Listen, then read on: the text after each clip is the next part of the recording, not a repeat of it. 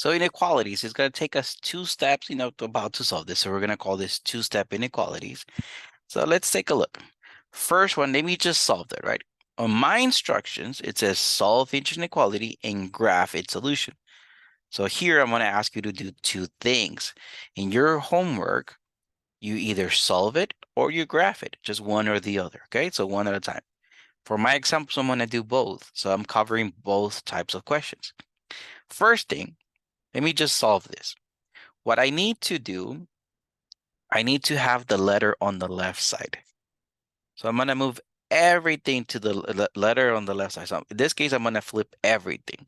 So I have r over 14 minus 3 is greater or equal to -4. See where my inequality sign is, right? Everything from the left side went to the right, and everything from the right went to the left, right? I just flipped them. Notice I also flipped my inequality sign. It was less than or equal to, and I'm going to call it greater or equal to. Okay. The inequality sign, I'm going to treat it like an equal sign.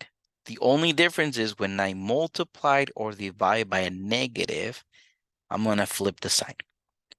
Okay, one thing I can do is I can say, let's get rid of fractions. Let's multiply everything by 14. That's one way. And then some of my numbers will get big. It's true, but at least I'm not going to have fractions. So I have that r minus 42 is greater or equal to -56.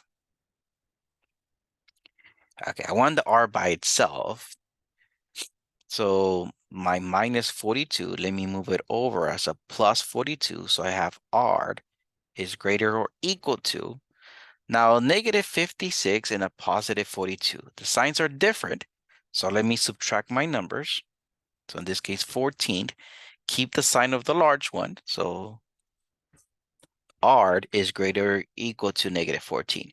Now, how am I going to write this? If I'm asking you, just solve this.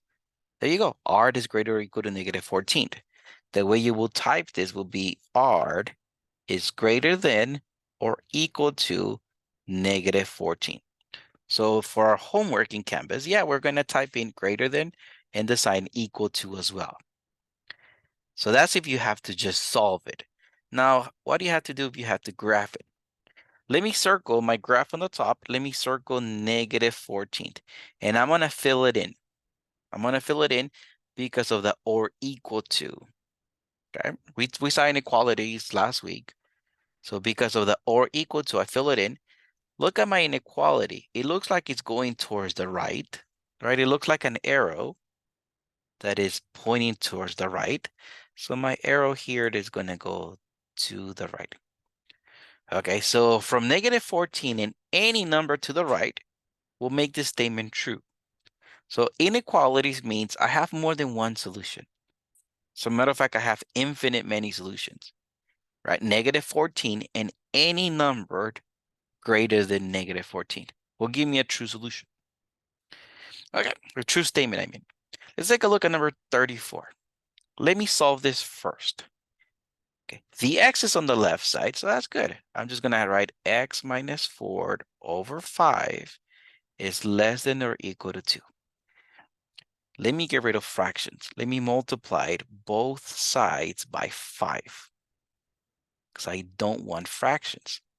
So that gives me x minus 4 is less than or equal to 10.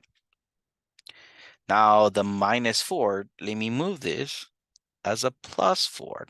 So I have that x is less than or equal to 14. Cool. So if I have to write this, I have to type this in Canvas, I'm gonna go x is less than or equal to 14. So if my instructions are just solve, that's it.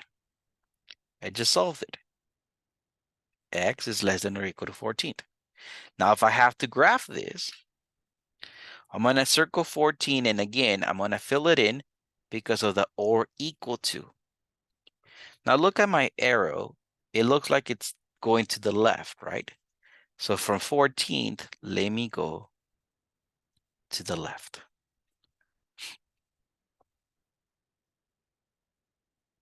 And there we go.